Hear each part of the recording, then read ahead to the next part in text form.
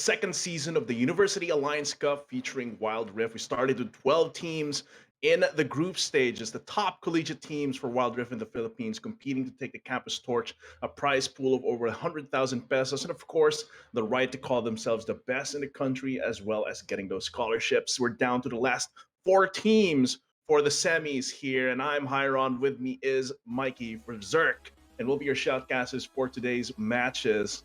And this is going to be exciting here. It's basically a reunification or reunited from the groups, right?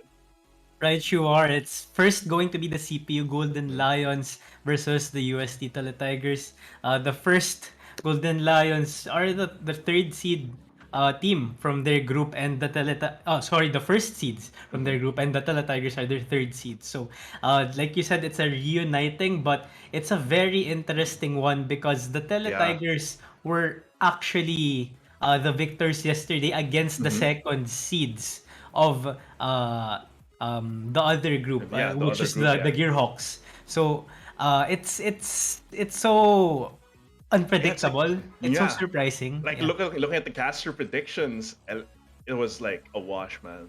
Like even right. even the other predictions were for UST and then for FIT. But Mhm. then ENU proved everyone wrong. UST proved themselves to be aggressive tigers that they are. And we're down here for our semi-final. So super exciting because even though if you look at the group stage history, right? Right. It should be a clear cut, but it's not like that at all because there's a new patch 2.3, and there's also the fact that these teams have had time to prepare and to train. So I'm excited to see how UST will fare against Golden Lions this time around, especially in a best of five. Yeah, definitely. Best of five, we know the dynamic of that sort of setup is much different compared to a Mm-hmm. best of one or a best of three. It really tests the teams and the players' endurance, their capacity to Mm-hmm. adjust, their capacity to maintain their focus. And we did see the Teletigers do a good Mm-hmm. job at that yesterday. However, Golden Lions, although they are the first seed team Mm-hmm. going directly into the semifinals, arguably they're also the favorites to win this whole thing. I Mm-hmm. would say they're coming in less fresh compared to the. I mean, they're coming Mm-hmm. in more It's true. fresh, but less warm. They're coming in a Yeah, bit yeah, cold. yeah. They haven't been Yeah, like playing, like a fresh cold salad, fresh cold salad.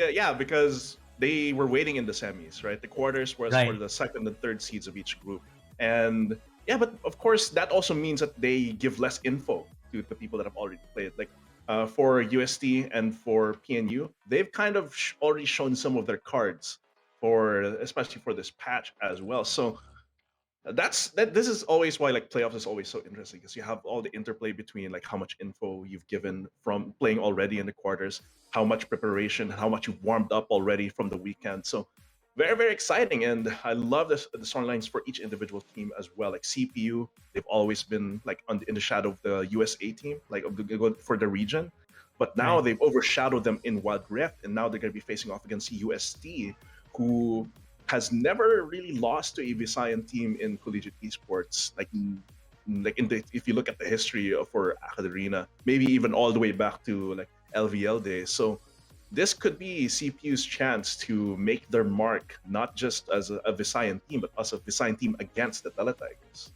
Yeah, right. You are there, and I feel like the Golden Lions are in a prime position to do just that. I would have to, preempt myself and say I'm kind of skewed towards the Golden Mhm. Lion side. But again, looking back at yesterday, it's the same thing that I did. Yeah. I was skewed towards, the and then second and seeds, then but it's, and then it just all flipped tables just around.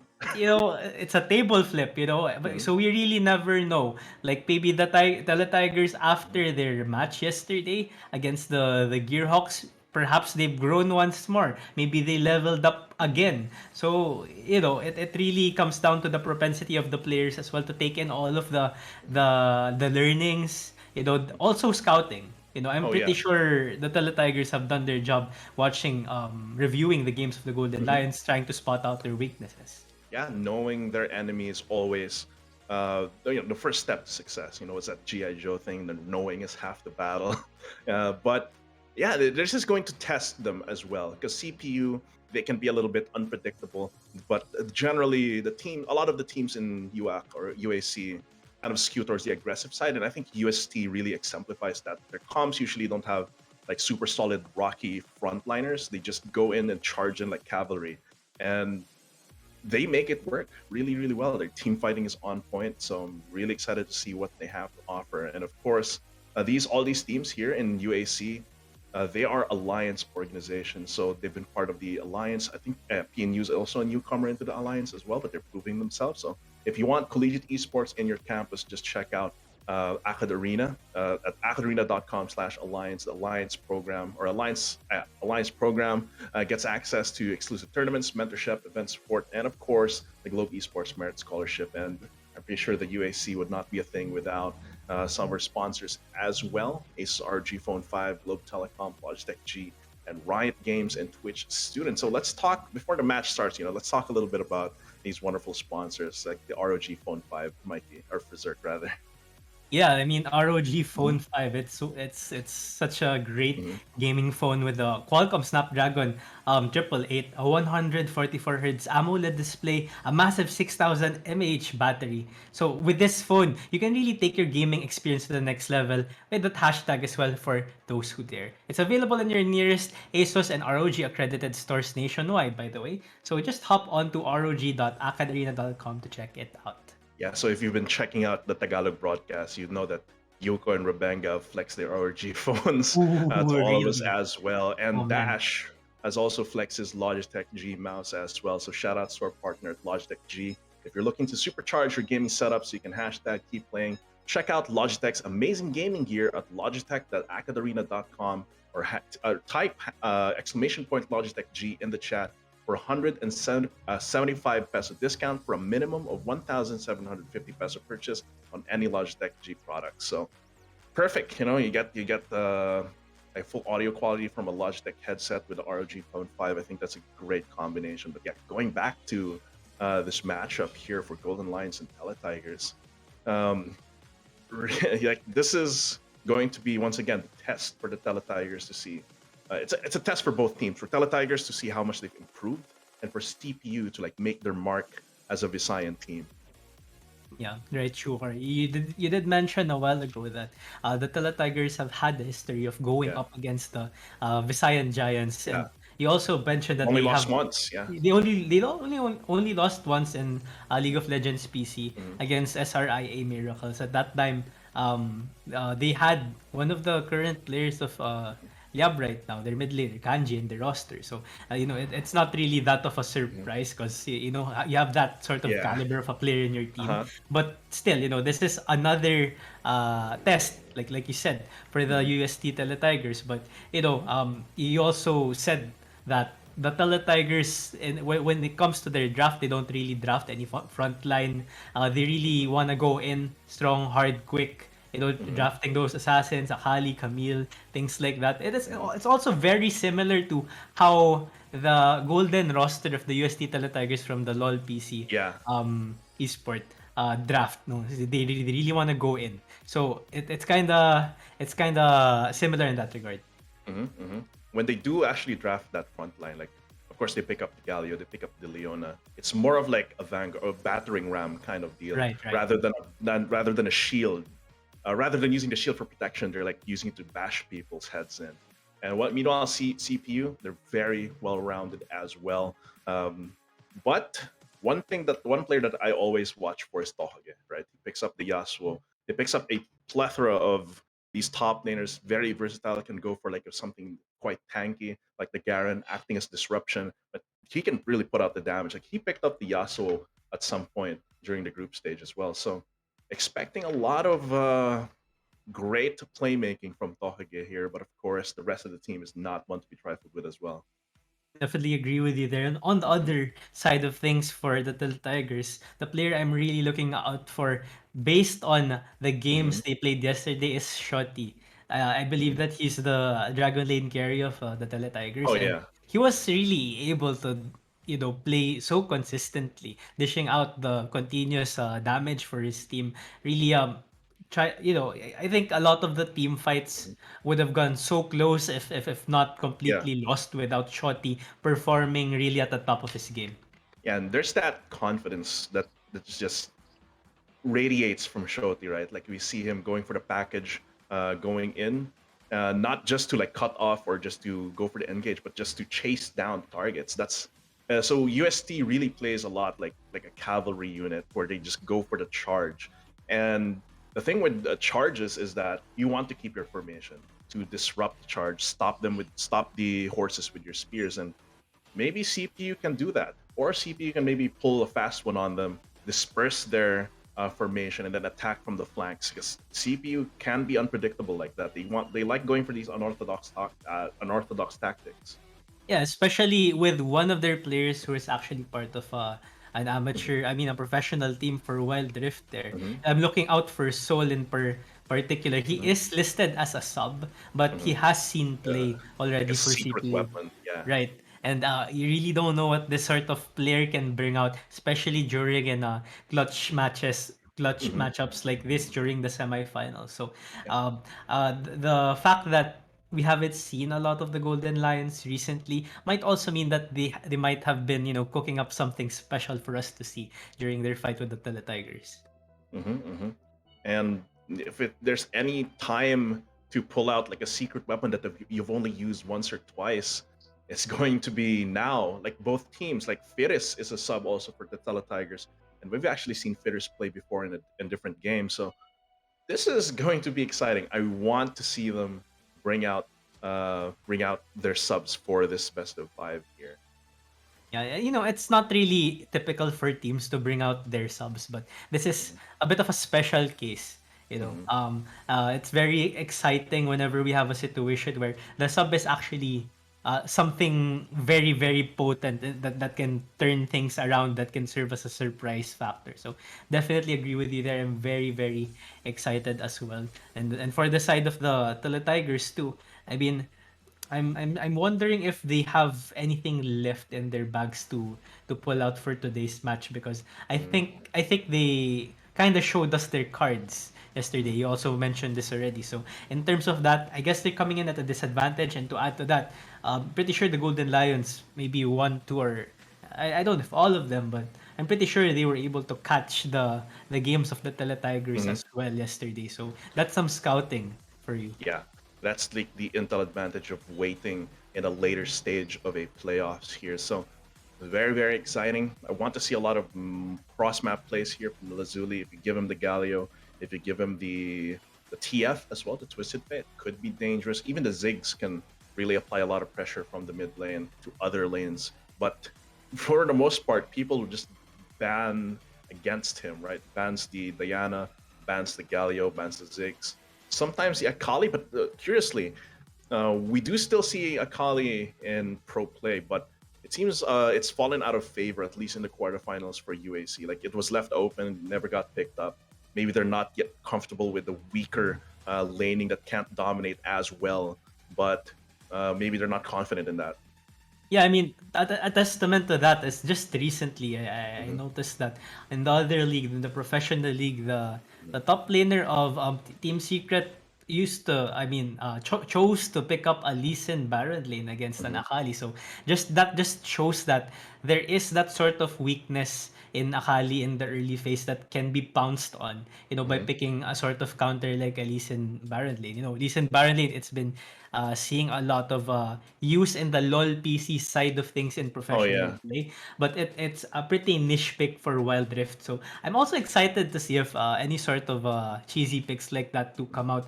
And another pick that was just used like half an hour ago was Garen Mid from Amihan Yeah. Esports. So that it was picked to to deal with a Seraphine who just wants to Mhm. wave clear and shove, not really kill you.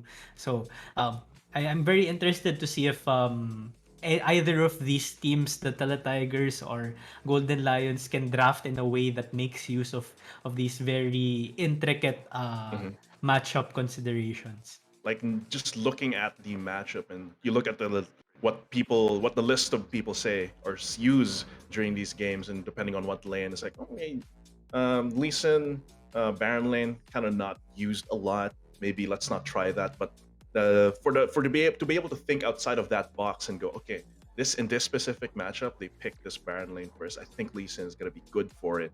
Or against Seraphine, like you said, in very recent, like super recent pro play, let's go for like Garen against the Seraphine, able to match the wave clear and silence if he wants to all in. So that's that kind of thinking outside the box. I do think that CPU has that. I do think that UST also can try that. But the thing with UST is that they already have I think they already have a game plan in mind here, and we're just going to see that manifest here for our draft. The bans are already locked in here. It's going to be the Wukong and Fiora banned away from the Teletigers, Ziggs and Galio banned away from Weizhou, and they might just pick up the Camille priority here. Gragas is also open. Could be dangerous here if in the hands of Lazuli. Diana is also open. Yeah, lots of open picks here. I'll be surprised if this Alistair actually Mhm. gets locked in here. It's not that of a priority pick compared to the champions that you said.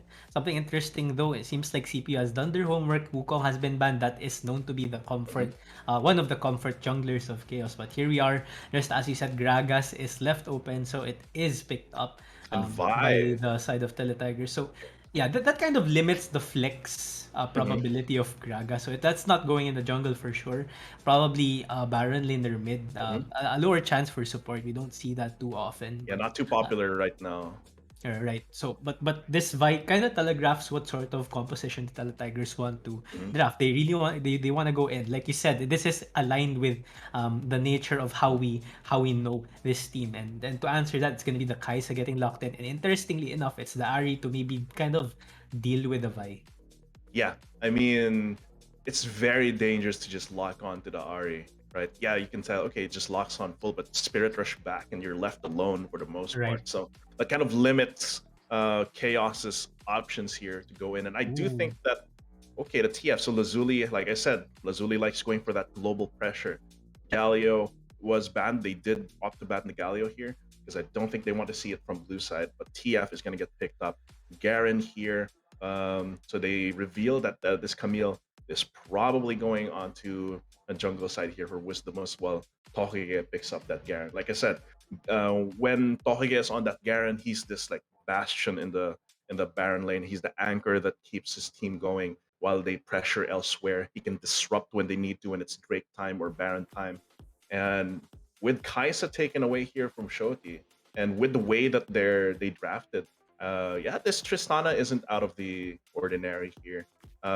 Corki was a consideration, but here Tristana I think works very well where they want to jump in with a rocket jump and just have that high octane kind of impact here. Meanwhile, Golden Lions they have Hextech Ultimatum, they have Monsoon as well. A lot of ways to deal with a kind of supercharge. Well, it's Ducks that has a supercharge, but supercharged offense that Teletigers wants. Yeah, and I think that both teams have drafted pretty well for themselves. For the side of the Teletigers, I think that the Lulu pickup was pretty good because it's there's not a lot of really high damage burst that can come in anytime. You know, Ari, as long as you do your due diligence and skill check brushes, you're not really going to Mhm. die. So as long as the no one really gets picked off, the Lulu will be able to provide that sustain for the team. Tristan as well can is kind of a soft counter to a Camille because she can just explosive shot Camille's sex Mhm. tech Yeah. ultimatum. That's one. But on the other side of things, I like the Garen pickup because Mhm. that's probably gonna be the split pusher. You know, it's a Mhm. Baron lane like you said, and Twisted Fate. It's kind of hard to pick off a Garen, if you know what I Oh mean. yeah, So, he just I chat like walks out of how the lane. right. They just presses W, half damage for like what 2 3 seconds and just waltzes out. So I think both teams have drafted pretty well. And as I always say, I think it's really just going to come down to execution. I think in terms of agency, both teams have tools. They have Golden Lions has the Camille ult, the Ari charm. Well, on the other side of things, there is that Vi salted battery. Gragas as well can do Mhm. some make some very interesting plays with his ultimate. So, Yeah, I you know, like this. I like this from Teletigers. Like usually they draft something where if they're not the ones to go in, then they're kind of SOL, right? They're kind of out of luck at that point. But since they have the Gragas, since they have the Tristana, they have a few panic buttons that they can use if Golden Lions is the one to initiate it. And like I said, both comps have a lot of agency, and Teletigers is a kind of team that wants to be the one to pull the trigger first. Those are the comps that they kind of make, and with the Gragas and the Tristana, this allows them to like say no if they're the ones that are being aggressed upon, and then they can re-engage on their own terms. And I feel like that's something that Golden Lions has to keep in mind here. Right, sure. And as we say that, we've actually loaded into the Rift already, and it's a minute and 40 seconds in. Not a lot of action has been happening, although there is a Look at blue a blue buff buff. invade. Yeah. Oh, Oh, back here, yeah. And it does seem like, yeah, the job is done pretty much here for UST. They got what they wanted from the blue buff. And here we go. We're back in action here. Yeah, I do think that they did deny it from Wisdomus. They did have vision, or rather, I couldn't see if they had vision beforehand and they knew it was coming, or if that vision is entirely new. But either way, it seems like Chaos has the upper hand a little bit here for the first minute, but nothing too big happening just yet. Look at the vision and how they really care about making sure those entrances, but USC just goes in there. They know the timing, even if they have intel, they can take the blue buff anyway. yeah, that is true. I believe there was some sort of counter jungling happening, vertical jungling, trading of blue buffs, because there is vision set up both ways, a trade of vision for both of these teams. But yeah, not a lot of action really. Yeah. No kills just yet. Wisdom, however, is on the bottom side of the map as well as Chaos. So they might actually converge onto mid or bot lane soon because they do have their ults locked and ready. And anytime they can just opt to use it to potentially take down any of the key targets. Yeah, much easier maybe to go for Lazuli. Does have the Roa that's gonna start ticking up real fast, and yeah, I think mid lane would be a lot easier here for Teletigers to try and pick up, or for the Golden Lions to try and pick up. Meanwhile, for the Teletigers, maybe this Dragon lane here might be an easier pickup, even with the Monsoon. At least it's not a Spirit Rush. But either way, it seems like they will converge here. We see them dancing around the Fire Brush. The Scuttle is going to be an important pickup here as well, just to try and control that. And the mid lane priority is going to be quite vital as well if it does end up being a 3v3, and that does seem like it's going to happen here. Tactical sweep, have to jump over this wall here around the blue buff with a wall breaker. Nothing too much happening. They kind of just touch each other, see that, okay, I don't want this, and get out. Set up for the Drake. Ooh, that was a bit close right there for Kaiser. He does blow all of his summoners right there just to survive the Garen ultimate. So Tokage really coming out on top there. However, that would mean his ult won't be up for the upcoming dragon fight. So that's something to consider. Although that's, compared to Hextech Ultimatum, compared to a Monsoon or Spirit Rush, that's not really that of a, how do you say, Yeah, a not too team big of a fight. deal. Yeah. Key for a team fight, yeah. It's really more for cleaning up once you've already won the team fight, or clutching it out in a 50-50 situation for a team fight here. But that's got an Infernal Drake, first Drake of the game, and this is going to set the red carpet for Rift Herald right after. So it's going to be Infernal, quite a vital Drake for Wild Rift. I think it's less exciting in League PC, but here I do think it's one important objective to pick up. So they're really dancing around both, and looking at the items here. It actually, you might seem like Teletigers has a solid chance here, but they're waiting for the perfect opportunity to go in. I like the setup of the Teletigers here more because they've been constantly able to shove the mid lane in, but before that, I think it's about to start. Oh yeah, it's about to start here. Who will win the Smite fight here? It is going to be secured by the Golden Lions as they start the fight out. Tohage gets a huge burst in with decisive strike, though. Now playing disruption, keeping Teletigers away while the team fronts to back, and that is going to be first blood being taken by Dux here. It's going to come through. Decisive strike once again to take out Chaos, and that's going to be them scattered and weak, and that's going to be Poro and Lazuli having to run away here, taking a lot of damage. Tokage and Dux and Wisdomus, all of them are low actually, so now they back off. They secured the Drake, they got the team fight win, and this is going to set the stage for the Rift Herald fight in 10 seconds. Usually we see a bit more of a high octane first. What? The double kill with Destiny. That was a. Oh man. I don't know what to say about that, but at the very least, that dragon fight, It was a bit of a low octane one. Usually, a bit more exciting one happens for the Dragon, but it was a bit disjointed for the Teletigers. Right, they're going in one by one. Mhm.